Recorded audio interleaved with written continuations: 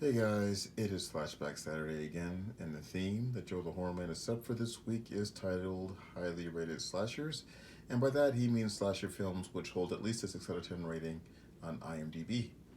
And the film I've chosen to review this week is 2008's The Cottage. Now this film stars Andy Serkis, Reese Shearsmith, and Jennifer Ellison.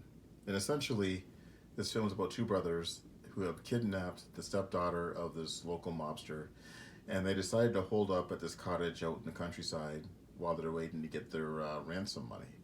But while they're waiting to get the money, they end up running afoul of a serial killer. So that's pretty much the plot for this one.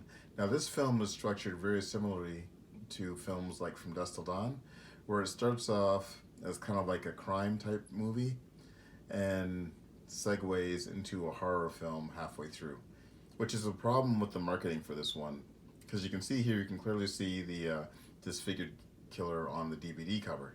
Ideally, you shouldn't know that the film is going to switch. Initially, when I bought this movie 10 years ago, I knew what I was getting and I was quite pleased with it.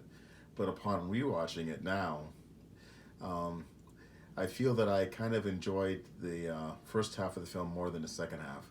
Like, this film is essentially a black comedy. Like, it's one of those heist gone wrong kind of things. Like, they didn't get the money, they've been compromised, and essentially the local mobster now knows who they are, and he's coming to get them.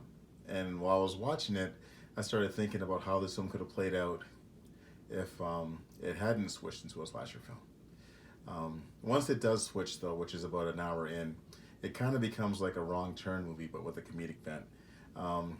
And there are a couple of good kills, but most of the kills in this movie are off screen, which was kind of disappointing. I wasn't a big fan of the look of the killer, and I didn't like the noises that he made. He's pretty much mute for the most part. He's like a disfigured farmer or something like that.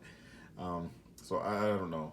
Andy Serkis was pretty good in this one, and I also liked Jennifer Ellison in this one as well. I would still recommend this movie. It's not a negative review. I feel it deserves to be rated higher than 6.1. So if you haven't seen this one, it's definitely worth watching. So that's pretty much all I really need to say about this one. I'm really curious to see everybody else's reviews for this week, to see which highly rated slashers that they choose to review. That's pretty much it, guys. Thanks for watching, and I'll talk to you guys all later.